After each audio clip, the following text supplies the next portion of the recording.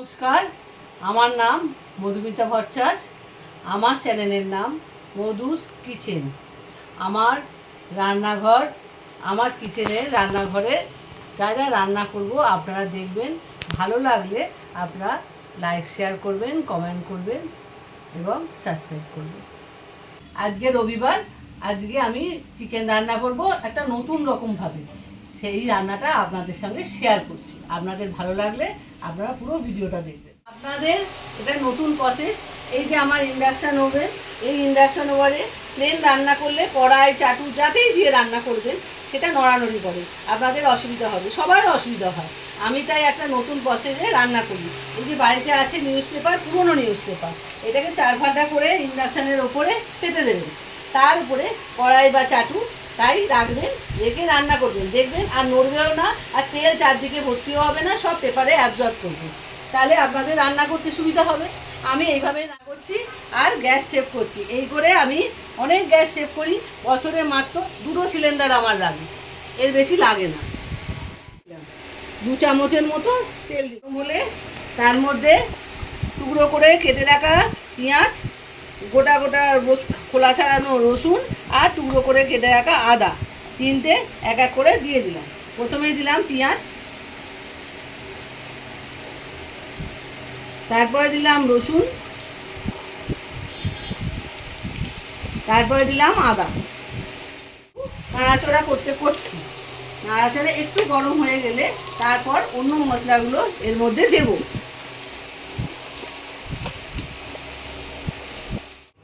এই দেখুন আমার থালা। 1 চামচ ধনে, 1 চামচ জিরে, অল্প করে গরম মশলা, ছোটো এলাচ, দারচিনি, লবঙ্গ, মৌরি 1 চামচ, 2টো শুকনো লঙ্কা, কাজু বাদাম 1/2 চামচ আর চালমগজ 1 চামচ। এই হলো আমার মশলার থালা। এই মশলাগুলো আমি এই কড়াইয়ের মধ্যে দিয়ে দিচ্ছি আস্তে আস্তে।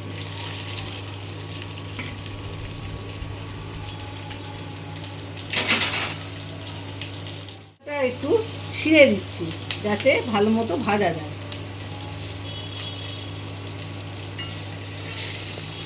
সামান্য একটু ভেজে নিতে হবে অল্প করে।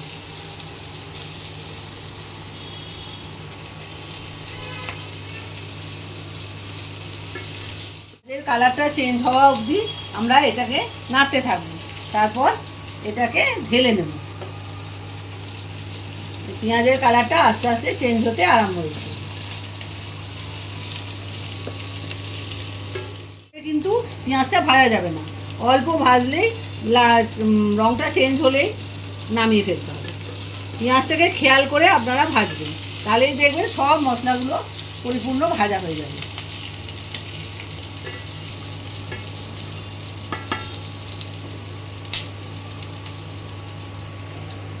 এই মশলাটা ভাজা হয়ে গেলে ঠান্ডা করে, অল্প ঠান্ডা করে মিক্সিতে পেস্ট করে নিতে হবে, বা এতে আপনারা যদি শিলনোড়ায় বাটেন শিলনোড়ায় পেস্ট করে নিতে পারেন, যার যেটা সুবিধা সেটাই করবেন। আমার মিক্সি আছে, আমি মিক্সিতে করে নিচ্ছি। আপনাদের শিলনোড়ায় ইচ্ছা হলে শিলনোড়ায় বাটবে, আপনাদের যেটা ভালো লাগবে, তবে এটাকে পেস্ট করে নিতে হবে। ভাজা পেঁয়াজের কালার চেঞ্জ হয়ে গেছে, এবার আমি ইন্ডাকশানটা বন্ধ করে দিচ্ছি। হয়ে গেছে এবং তেলের মধ্যে আলুগুলো আমি ছেড়ে দিয়েছি। এবারে আলুগুলো একটু লাল লাল করে ভেজে নিতে হবে, কেন আমরা মাংসে আলু ছাড়া কিছু খেতে পারি না। শুধু মাংস খেতে গেলে আমাদের কষ্ট হয়, ওই জন্য আমরা যতটা পারি কম আলু দিয়ে অন্তত খাই। এবারে আলুগুলো ছেড়ে দিয়েছি, এর মধ্যে অল্প একটু নুন, সামান্য নুন একটু দিয়ে দিলাম।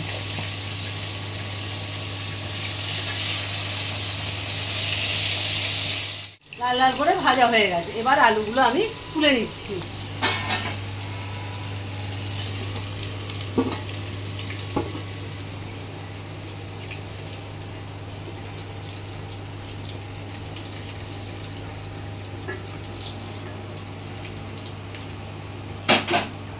এবার এই গরম তেলের মধ্যে অল্প কিছুটা হাফ পেঁয়াজ, মানে যে পেঁয়াজগুলো দিয়েছিলাম তার থেকে কিছুটা পেঁয়াজ রেখে দিয়েছিলাম, তাতে ছোট ছোট করে কেটে আমি ভেজে নিচ্ছি অল্প করে। আমি 1 কেজি মাংস নিয়েছি, মিডিয়াম সাইজের মাংস। এই মাংসটা আজকে রান্না করব।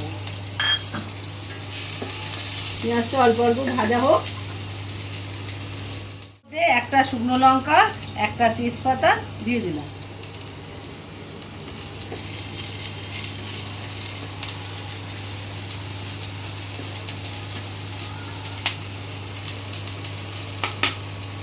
এবার মাংসগুলো ওর মধ্যে আস্তে আস্তে দিয়ে দেবো। এই পেঁয়াজের গন্ধগুলো মাংসের মধ্যে যাবে, তাহলে খেতে ভালো লাগবে। তেজপাতার গন্ধ, শুকনো লঙ্কার ফ্লেভার সবই মাংসের মধ্যে যাবে।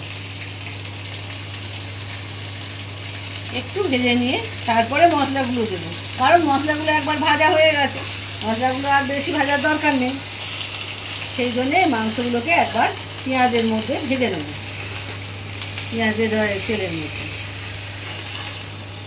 একটু মাংসগুলো সাদা সাদা হয়ে ভাজা হয়ে গেলে তারপরে মশলাগুলো আমি দিয়ে দেবো, মশলার পেস্টটা দিয়ে দেবো।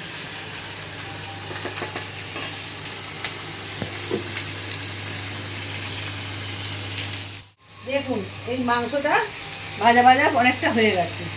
এইবারে আমি মশলা দেবো, তার আগে একটুখানি নুন দিয়ে নিচ্ছি। আর একটা কথা আপনাদের সঙ্গে শেয়ার করি, সংসারের উন্নতির জন্য সবসময় নুন কাঁচের জায়গায় রাখবেন, কাঁচের শিশিতে রাখবেন, তাহলে সংসারের উন্নতি হবে। প্লাস্টিক বা অন্য কিছুতে রাখবেন না, কাঁচের শিশি, কাঁচের বোয়াম এর মধ্যে রাখলে সংসারের উন্নতি হয়। নুন খুব আমাদের দরকারি জিনিস, নুন ছাড়া আমাদের কোনো কিছুই সম্ভব নয়, এটা আপনাদের বলে দিলাম।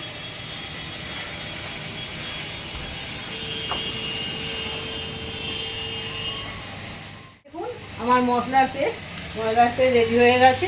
এই মশলাটা এবার মাংসে দিয়ে দেবো।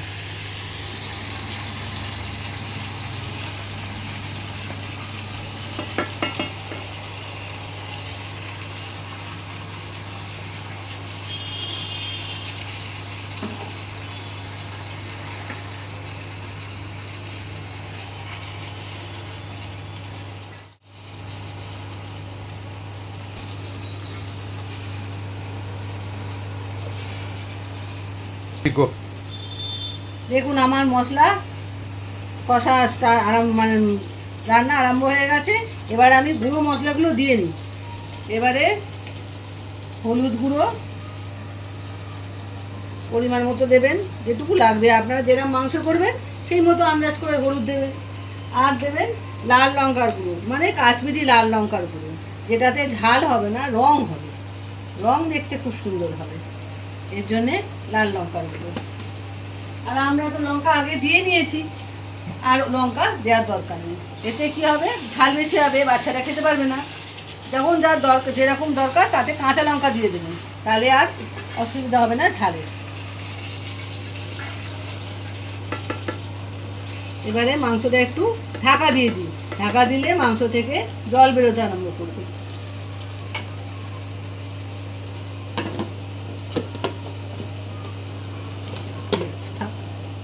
খুলে আমি এবার একটু নাড়িয়ে দিই, দেখি কি হবে।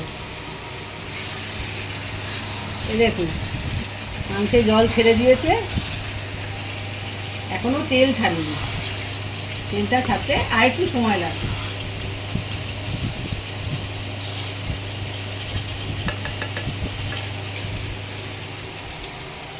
আর একটু ঢাকা দিয়ে দিই, এরপরে তেল ছেড়ে দেবে। খুলছি, ঢাকাটা খুলে এবার একটু দেখে নিই তেল ছেড়েছে কি। তেল আস্তে আস্তে ছাড়তে আরম্ভ করেছি। এবারে আলুগুলো দিয়ে দেবো, আলুগুলো দিয়েও কষতে আরম্ভ করবো।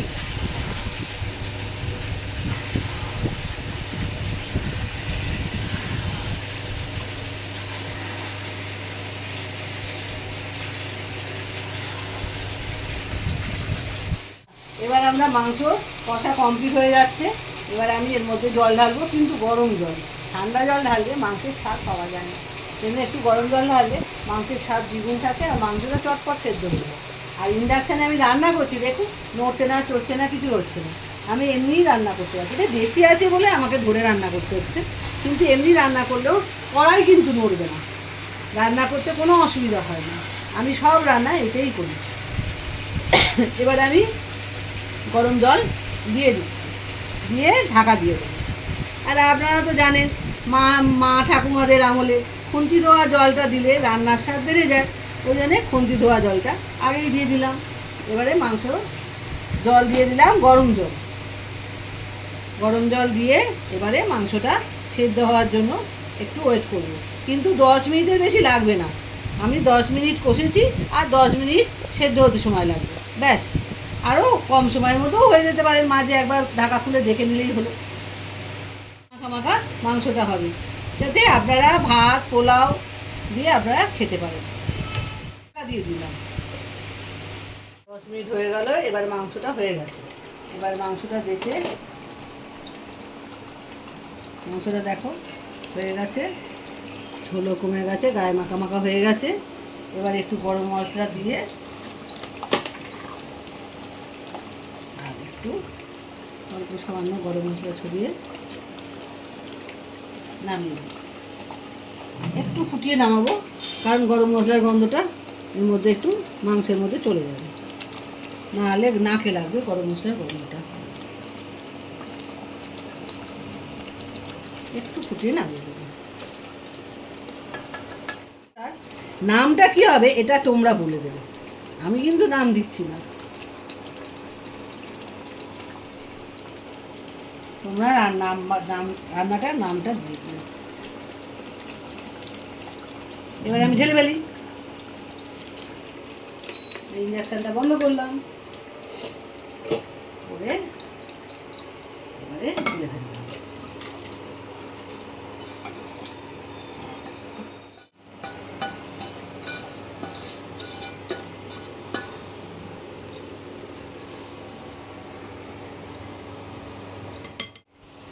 হয়ে গেছে আজকের মাংস।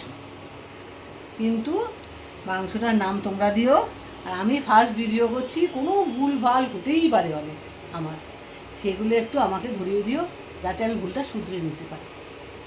Thank you.